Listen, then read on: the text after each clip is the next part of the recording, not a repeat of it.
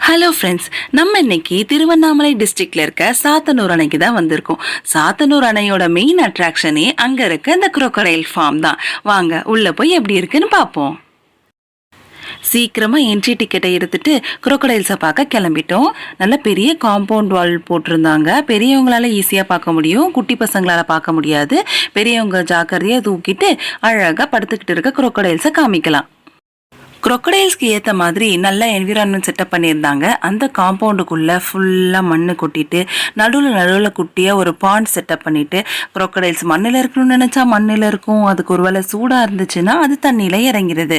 நீங்கள் பார்த்தீங்கன்னா அப்படியே தண்ணியில் கொஞ்சம் முதல்ல அப்படியே இருக்குது, நிலத்தில் கொஞ்சம் முதல்ல அப்படியே படுத்து கிடக்கு. அது எப்படி இருக்குன்னா திறந்த வாயை கூட மூடாமல் அப்படியே வாயை திறந்துட்டே படுத்து கிடக்கு. சில நேரம் அது உயிரோடு தான் இருக்கா இல்லையானே நம்மளுக்கு டவுட் வர அளவுக்கு அசைவே இல்லை, அப்படியே படுத்து கிடக்கு. ஏதோ ஒரு இடத்துல முதல்ல அசையறத பார்த்தா அங்க அசையறத பாரு அங்க அசையறத பாரு அப்படின்னு சொல்லிட்டு ஆச்சரியப்படுற அளவுக்கு இருக்கு. இது தமிழ்நாட்டிலே ஒரு பெரிய குரோக்கடைல் ஃபார்ம் அப்படின்னு சொல்கிறாங்க. மோஸ்ட்டாக இங்கே மக்கர் குரோக்கடைல், அதாவது மார்ஷ் குரோக்கடைல்ஸ்னு சொல்லுவாங்களே, அதை தான் ப்ரீட் பண்ணிகிட்டு இருக்காங்க. நிறையா எப்படி சொல்கிறது, ஒரு நூற்றுக்கணக்கான முதலைங்க இருக்கும். நீங்கள் இங்கே போயிட்டு வந்துட்டீங்கன்னா நமக்கு முதலையை பார்த்துட்டோண்டா அப்படின்ற ஒரு மன திருப்தியோடு வரலாம். ஏன்னா எங்கேயாவது பார்க்கும்போது ஒரு குரோக்கடைல் வச்சுருப்பாங்க, 2 வச்சுருப்பாங்க, ஒரு திருப்தியே இருக்காதுல்ல. இங்கே ஒரு 10 காம்பவுண்ட் இந்த மாதிரி இருக்கும். 10 காம்பவுண்டுக்குள்ளேயும் ஒரு 10லேருந்து 20 முதலைங்களாவது இருக்கும். அதில் ஒன்று வாய் திறந்துட்டு இருக்கும், தண்ணி உள்ள கிடக்கும், மரத்துக்கு பின்னாடி குளிஞ்சு கிடக்கும். இதுக்கு மேலே இந்த முதலைய பார்த்தது போதுண்டா அப்படின்ற அளவுக்கு ஒரு திருப்தி வந்துடும். நீங்கள் வெளியே வரும்போது அவ்வளோ முதலைங்க இருக்கும் இங்கே.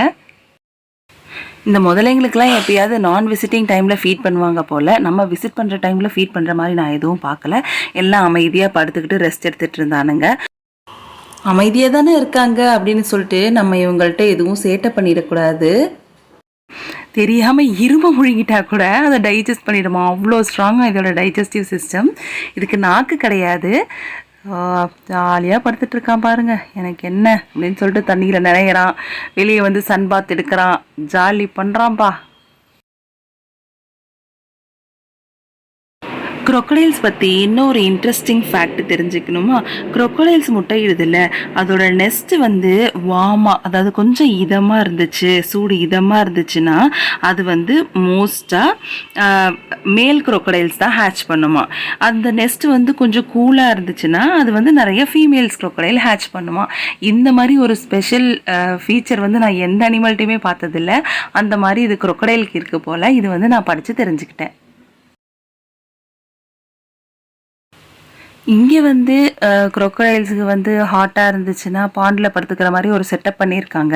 ஆனால் நேச்சுரலாகவே குரோக்கடைல்ஸுக்கு வந்து வெளியே சூடு தாங்க முடியலன்னா ஏதாவது ஒரு சேறு மாதிரி இருக்கிற பகுதியில் அதுவே உள்ளே போயிட்டு பள்ளம் மாதிரி நோண்டி அந்த சேத்துக்கு நடுவில் படுத்துக்குமா. அது வந்து இதுக்கு நேச்சுரல் ஏசி மாதிரி அவனே அதுக்கு செட்டப் பண்ணிக்குவானா. அந்த மாதிரி ஒரு ஃபீச்சர் இருக்குது போல் குரோக்கடைல்கிட்ட.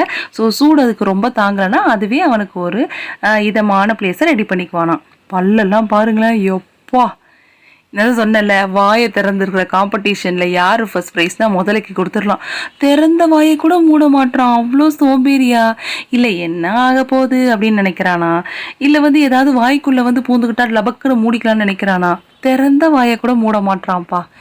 ஒரு குரோக்கடைலாவது நகரும், ஆசையாக இருக்குது பார்க்கலான்னு பார்த்தா அப்படியே தான் இருக்கானுங்க.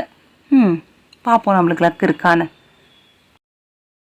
கடவுளே, நூற்றுக்கணக்கான குரோக்கடைல்ஸை பார்த்துட்டோம். ஆனால் ஒரு குரோக்கடைல் கூட நகர்றத பார்க்கவே இல்லையே.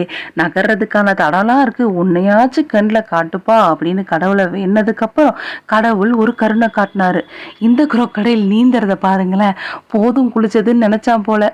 பொறுமையாக மேலே ஏறி வந்தான். இந்த அரிய வாய்ப்பு நம்மளுக்கு கிடைச்சிது. அப்பா எப்படி நகர்றான் பாருங்களேன். பொறுமையாக ஏறுறாரு.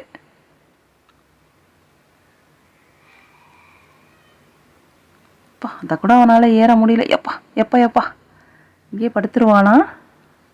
இல்லை கொஞ்சம் தூரம் நகர்ந்தான்னா நம்ம இன்னும் கொஞ்சம் நகர்றதை பார்க்கலாம். அது நகர்ற தடம்லாம் தெரியுது பாருங்களேன். அவ்வளோதான். அப்பா இதை கண்டதே போதுண்டா எங்களுக்கு சாமி. முதலையை பார்த்த சந்தோஷத்தோட நாங்கள் டேம் பார்க்க கிளம்பிட்டோம். So colourful. அந்த படிக்கட்டுக்கு சைடில் இருக்கிற இடத்துக்கெல்லாம் கலர் கலர் கலராக பெயிண்ட் பண்ணி சூப்பராக இருந்துச்சு. நல்ல ஒரு கார்டன் செட்டப். நம்ம நிறைய ஸ்டெப்ஸ் ஏறணும். அந்த ஸ்டெப்ஸ் ஏறுற அலுப்பே தெரியாத அளவுக்கு அந்த கார்டன், அந்த ஹில் அவ்வளவு அழகாக இருந்துச்சு. நிறைய ஃபோட்டோ எடுக்கிற ஸ்பாட்ஸ் இருந்துச்சு. சூப்பராக இருந்துச்சு. சுற்றி இருந்த மதிலெல்லாம் தண்ணி போயிருந்த தடம் தெரிஞ்சுது.